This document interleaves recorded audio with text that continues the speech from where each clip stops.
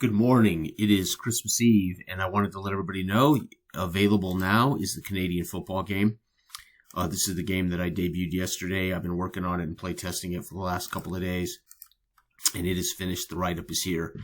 You can click on this link in the video description box below. It'll take you directly to the Canadian football game, and it is free. So Merry Christmas to all of our subscribers. It has been a fantastic and wonderful 2025. And every year we try to give away something, or I try to provide something new or something, for customers and just fans of the channel and fans of tabletop sports gaming. This football game's engine is based on Flash KO by Dale Branham. All rights are reserved. And again, I thought I would go ahead and put together this document and make it available free. You will need to create, and I do outline in the book how to make a football track, a field tracker like I did on my table, but you can do anything you want. You can use a football field, just move it in 10-yard increments, but you will need a Canadian length field. There's nothing to stop you from using an American-sized field and making this an American football game, but it is targeted toward the Canadian game for a number of reasons. One, more passing. Two, more exciting. Pardon me for saying so, but is. Three, the Rouge rules. So all the rules are there. This is again, I play tested it yesterday, shared it with the world for the first time. I spent much of yesterday, much of last night, much of this morning working on it and writing the rules. Mostly I played out and make sure I wanted to get some things done. So now what I want to do is show you quickly what this looks like. So let's go ahead and pull this up. So so we can go ahead and shut this. Matter of fact, though, I will, copy this for distribution on the website. So very simple rule page of 8 pages of rules, defines what we're doing. You need to create teams. I am not providing any teams, but teams literally take 2 die rolls to create a team. You're going to generate a city and a name, and you're going to generate a run threshold value for your team and a pass margin value for your team. Those formulas are right here. You roll the die, you get a number, you add it, bang, you got your run threshold. You roll the die, you subtract it from 5, bang, you've got a pass margin. So 2 teams in the game look like this. Cavalry Riders have a run threshold of 2 and a pass margin of 4. I also made the Regina Wolves run threshold of 3, pass margin of 3. This is about the best you could possibly be in the game. And I talked you through what these values mean. So people understand the abstraction and what this means. What does a 2-4 mean? I walk you through that. What a 1 means is a run threshold 1, 2, and 3. What a pass margin means of 1, 4, and 5. So it helps you understand the probabilities of a team running and passing and how successful they can be. Then how to play the game and a sample of how you play using the football tracker like I did in the video.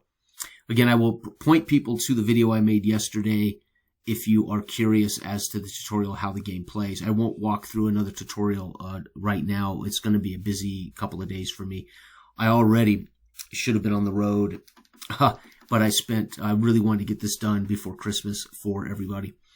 And I also outlined the rules. So how do punts work? How does the punt/rouge work? How do field goals work? How do blocks work in the game? How do fumbles work? How do interceptions work in the game? How do penalties work in the game? How do run touchdowns happen? How do pass touchdowns happen? These are big plays.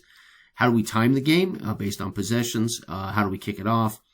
And how does this thing called ratio rolls work? The game requires the ratio rolls. You roll 2d6, and we're looking at the offensive die ratio against the defensive die, and that's how we determine if the offense wins or the defense wins. So I call them ratio rolls. If there's ties, how do ties work? And then last but not least, I teach you how to build a tracker. Now, I did my tracker longwise across the sheet, so my football field goes from left to right, right to left. But you could go up and down a sheet. I also have my downs right smack in the middle of that tracker. You can see that on my video. And then, of course, I put possession trackers on each side of the football field, so I don't need to write down possessions. I can just move a tracker for the visitor and for the home team on either side to time the game, and then just keep track of the score. And that's it. I'm telling you, I have been playtesting it, and holy cow, it is the most fun, most addicting little dice football game. And when you build a league and you have enough teams, you start seeing those teams and their values play out. But once you gamble, once you drop the dice, even teams that are like a 1-5 have a chance. But the worst team would be a 1-5 team. The best team would be a 3-3 team, and then there are those variables like 1-4, 1-3, 3-4, whatever. So you get all kinds of variables. You can have all kinds of different teams. And now the thing you will not see, I do demonstrate how punts work in the tutorial video. I do demonstrate how kickoffs work in the tutorial video. What never came up were interceptions, which doesn't matter. I changed the rules for interceptions. I did demonstrate how fumbles work. Blocks are brand new. I added blocks today. And of course, to make sure how Rougers are scored on punts, and also added today. So I changed my interception rules, and I added penalties, and I changed blocks. I added blocks. So pretty cool. So you can get punt and field goal blocks now. You can see a fumble. You can see interceptions at a much more interesting way. So, but what you need now is 3 dice. You need your offensive D6, your defensive D6, and a special D6. The special D6 is generally used when there's triples rolled or some other variable. All right, and everything's defined. So I wanted to share this. I want everybody out there to have a brilliant Christmas. Thank you for your subscriptions. Thank you for your sharing and commenting on the channel. It's always great to know there's a community here. I don't like to speak into a void. I don't like this to be solely about me and what I put up. I like to share and talk with people. Of course, I prefer people aren't snarky pedants, but either way, I do appreciate the community, and I always love the interaction. Thank you, everybody. Merry Christmas.